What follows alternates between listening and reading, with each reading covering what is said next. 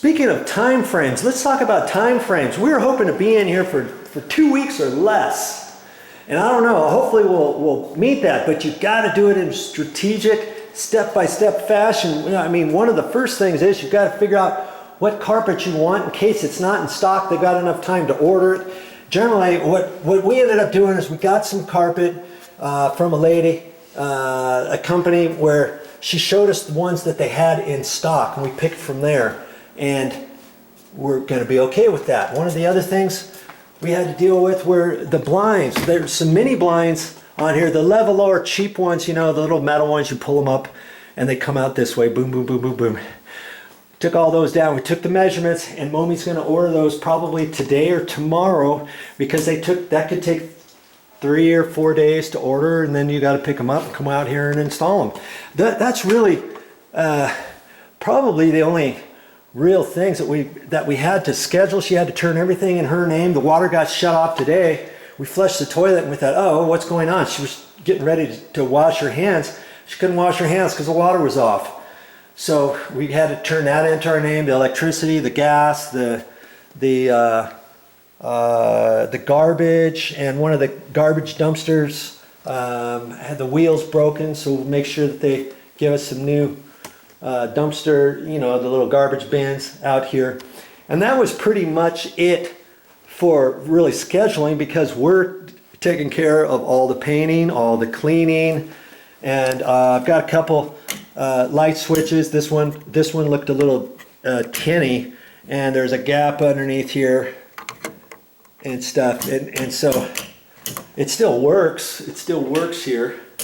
I thought, you know, I know how to change light switches, so I'll get a new light switch for that probably and replace that, and you know, the dishwasher's got to be fixed and stuff like that. We also noticed one of the three-way switches, this three-way for that worked, but then the three-way switch over here,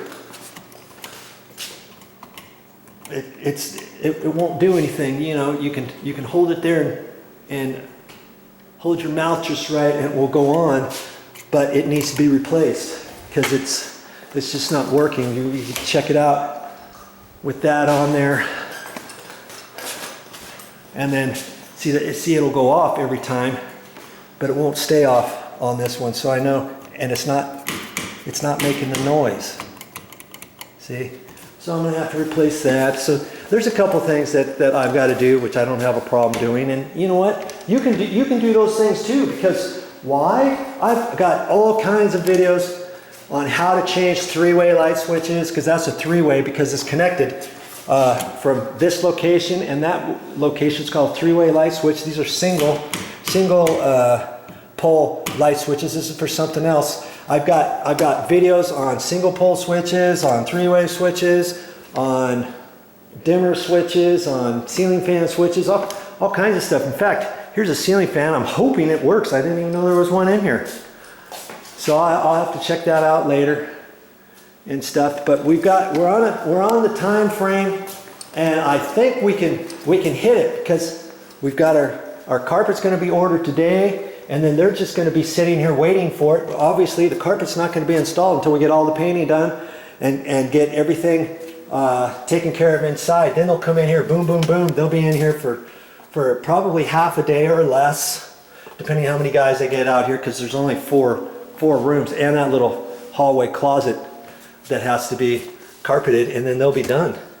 Okay, and then the mini blinds, I'm going to install the mini blinds. I don't think I have a video on that on my channel on how to install mini blinds. I've got one on how to repair some different things, some blinds and stuff, but it's very simple to do, to install blinds, you know, follow the directions and stuff. The main thing is when I put those little the clips in at the ends, I make sure I use sheetrock screws instead of the funky little screws they give you in the package.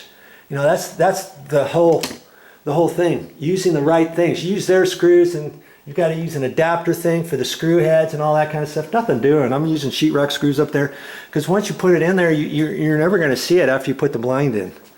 You know, and so anywho, I've got a couple sink drains that I have to check. I think one's running slow. I believe it was this one. No, I think it was the other one. I can't. Oh, that's right. The water's off right now. They're going to turn it back on today. But I'll have to check that, make sure that those are clean, that the tub is draining properly, that the toilets are working and flushing properly, and all that stuff, and make sure they're caulked and stuff. It looks, the bathrooms looked pretty good. I didn't do it once over on, make sure that the toilet seats are tight and all that kind of thing. And I think we'll be out of here.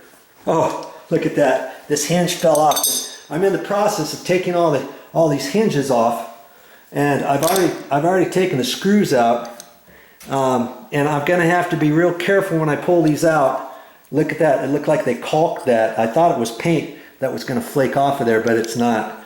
See, once you take that stuff off, I can clean all this other stuff off from the hinge pins. See all the black from the hinge pin? You wouldn't be able to do that unless you took these off. So I'm gonna have to look at all the overage on this one. See it all?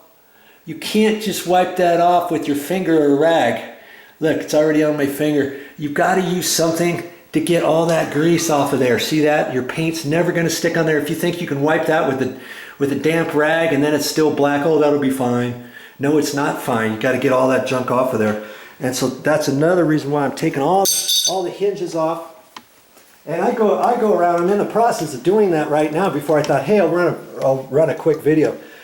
I've just take all the screws off. See, I've already taken the screws off of here. Then I've already done that one. I'm gonna go over and do all the other doors before I start working with the hinges. And I'll put all the hinges in here. I'll put the little screws in there and all that kind of stuff.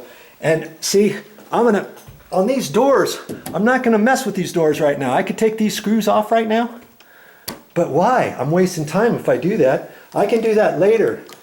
I'm gonna take all these doors and I'll end up stacking them out in the garage right now. But before I do that, I'm gonna mark each one. So I'm gonna take this one down, lift it down like this. I'll wipe this off here and I'll put a B4 because that would be bedroom 4. Okay, and bedroom 3 will be over there, and I just put B3. I can do it up at the top because you don't have to paint the top of the door, right? And that's how I will mark the doors. I don't want to just throw them out. Oh, they're fine. I'll just put this one wherever this type of door needs to go. I'll just put it over there instead of over here because I didn't mark them, and it will fit.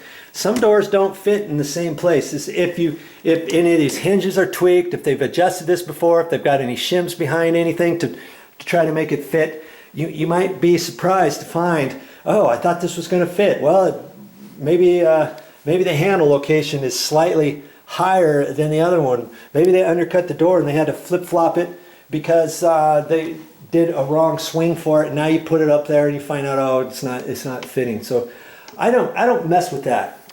Because I mark everything. That way I know where everything goes. I even mark the closet bypass sliding doors. I've already got them marked up on top. I did that the other day. You see, I had to clean this off. You see all that dust there? I'm going to end up having to wipe that, but I wiped that off, and here I put MB instead of B4.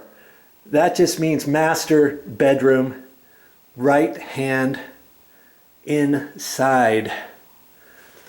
And the other one is left hand outside, meaning inside, meaning this door is going to go first on the inside, and then this other door is on the outside. And I'll do that, and I'm not going to see this mark up here later, am I?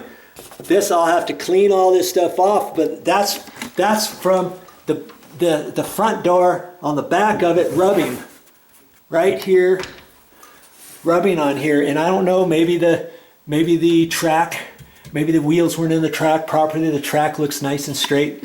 If you have any issues, you might want to look at your track to see if it's straight. Maybe it's bent, maybe it's hanging down, whatever. But I'm going to put this one on the, exactly how I took it out. So that one's going to be towards the back and the other one's going to be towards the front. So all kinds of stuff like that. That way when I get ready to put everything back in here, it fits. All right, enough of that. Joe's got to get back to work. Well, that's all I got for this time. But I'll be back with more videos. I'm sure you're gonna wanna see the progress and on how this is coming along and what it looks like step by step before we put this for sale.